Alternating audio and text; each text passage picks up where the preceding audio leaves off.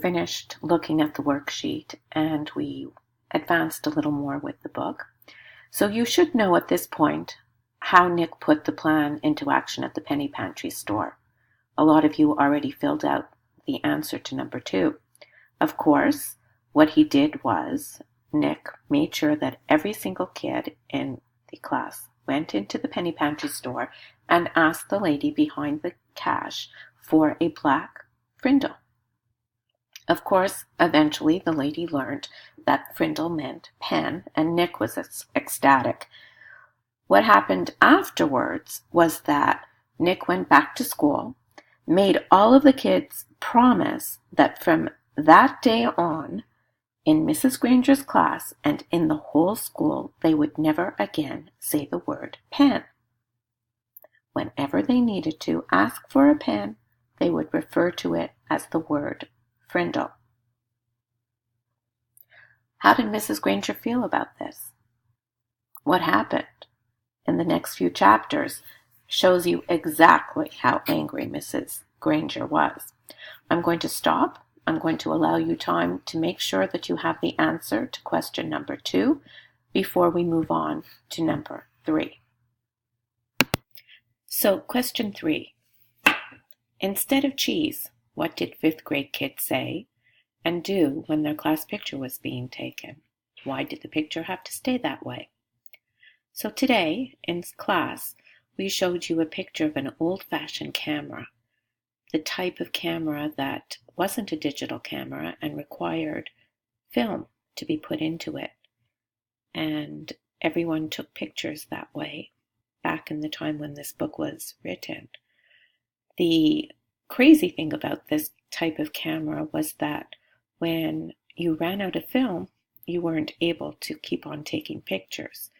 So when the photographer was taking pictures of the 5th grade kids, the children held up their pen and, of course, said Frindle instead of the word cheese. The question is, what happened after was that because there wasn't enough film left in the camera, the photographer just had to go back to his shop and produce the picture as it was taken that day. So everyone got to see the kids holding up their pen, which of course they called Frindle. And that would be the answer for question number 3 that we talked about today in class. Let's continue and look at the next question, which would be on the back of this page. Question 4. What did Pete and Nick try to get every kid in 5th grade to ask Mrs. Granger? And what was the result of this? So let's take a look at chapter 7 on page 39. It's called Word Wars. School was the perfect place to launch a new word, and since this was a major historical event, Nick wanted it to begin at exactly the right class, 7th period, language arts. Nick raised his hand first thing after the bell rang and said, "Mrs. Granger, I forgot my Frindle." Sitting 3 rows away, John blurted out, "I have an extra one you can borrow, Nick." Then John made a big show of looking for something in his backpack. "I think I have an extra Frindle. I told my mom to get me 3 or 4. I'm sure I had an extra Frindle in here yesterday, but I must have taken it. Wait, oh yeah, here it is." And then John made a big show of throwing it over to Nick, and Nick missed it on purpose. Let's turn to page 40. Then he made a big show of finding it. Mrs. Granger and every kid in the class got the message loud and clear. That black plastic thing that Nick borrowed from John had a funny name, a different name, a new name, Frindle.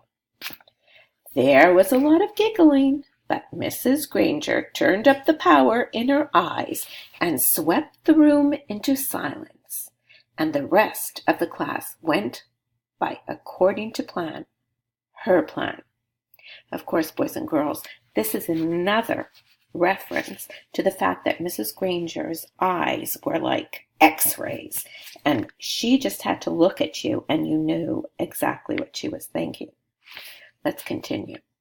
As everyone was leaving after class, Mrs. Granger said, "Nicholas, I'd like to have a word with you." And she emphasized the word, word. Nick's mouth felt dry, and he gulped, but his mind stayed clear. He walked up to her desk. "Yes, Mrs. Granger?" "It's a funny idea, Nicholas, but I will not have my class disrupted again. Is that clear?" Her eyes were lit up, but it was mostly light, not much heat. "Idea? What idea?" asked Nick, and he tried to make his eyes as blank as possible. Do you understand what that means? When you have a blank look, it's as if the teacher will think that you are not guilty, when everybody knows, of course, that you are. You know what I mean, Nicholas. I am talking about the performance that you and John gave at the start of the class. I am talking about this, and she held up her pen, an old maroon fountain pen with a blue cap. "But I really didn't have a Frindle with me," said Nick, amazed at his own bravery. And hiding behind his glasses, Nick kept his eyes wide and blank.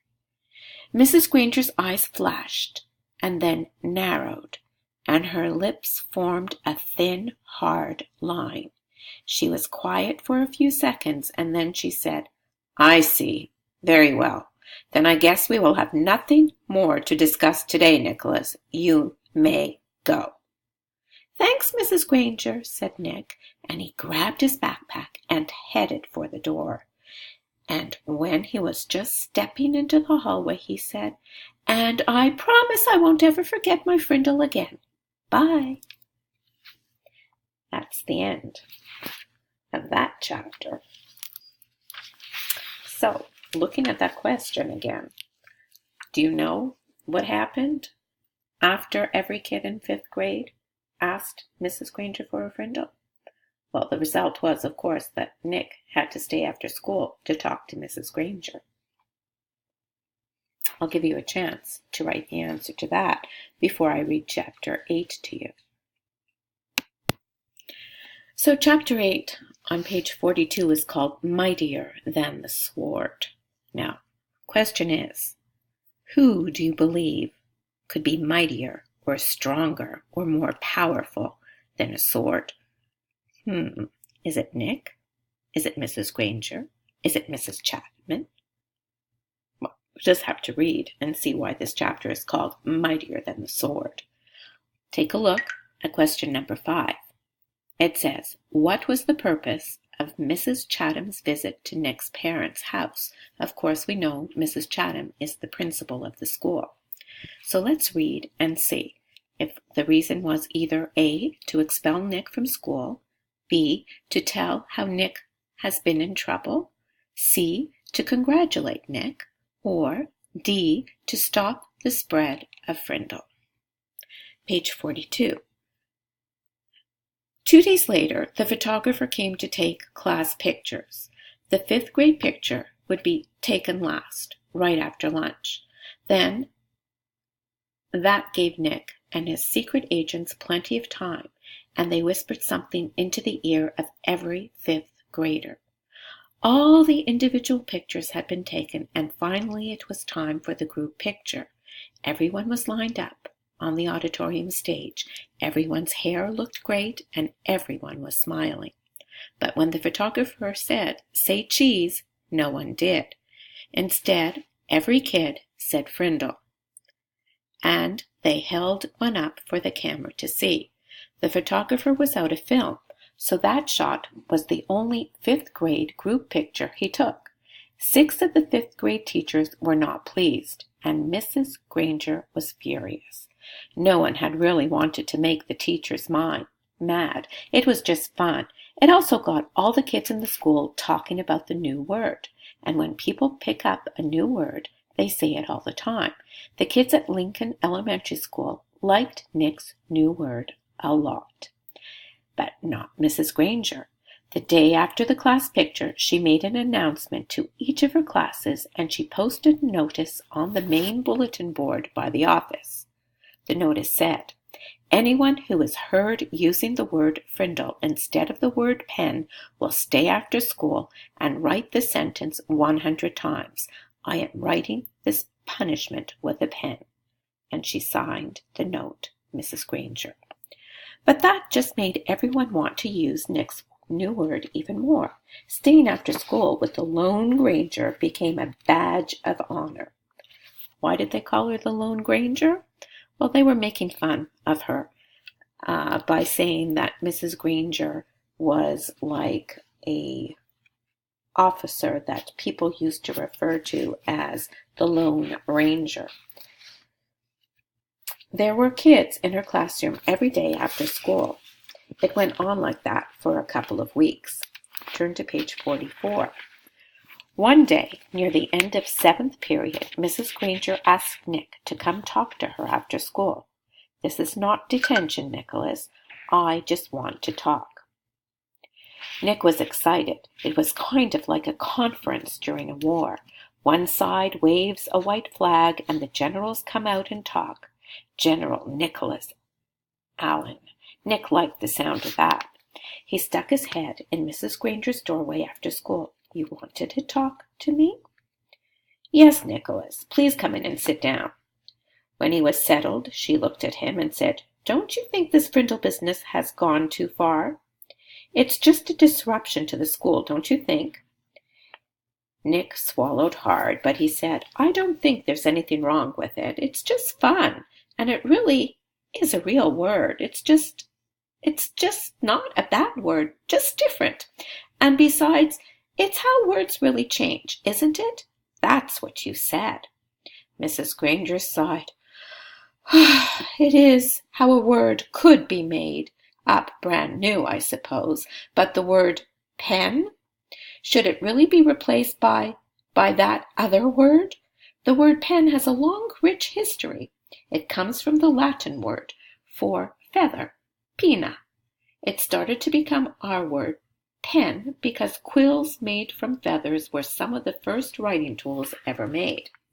It's a word that comes from somewhere. It makes sense, Nicholas." "But Frindle makes just as much sense to me," said Nick. "And after all, didn't somebody just make up the word pinna, too?" That got a spark from Mrs. Granger's eyes, but all she said was, "Then you are not going to stop this?" And Nick looked right in her eyes and said, "Well, a bunch of my friends and I took an oath about using the word, and we have to keep our promise. And besides, I don't think there's anything wrong with it. I like my word." Nick tried to look brave, like a good general. "Very well, then. I thought it would end up this way." Mrs. Granger pulled a fat white envelope from her desk drawer and held it up. "This is a letter I have written to you, Nicholas." Nick held out his hand, thinking she was going to give it to him, but she didn't. "I am not going to send it to you until all this is over. I want you to sign your name and put today's date across the back of the envelope. I'm on page 47 now, at the top. When you read it, whenever that may be, you will know it is the same letter and that I have not made any changes to it." "This is weird," Nick said to himself, but to Mrs. Granger he said, "Sure," and he signed his name in his best cursive and put the date under it. Then Mrs. Granger stood up abruptly and said, "Then that is all for today, Nicholas, and may the best word win." There was a frown on her face, but her eyes were different, almost happy. And Nick was halfway down the hall before it hit him. She likes this war, and she wants to win real bad.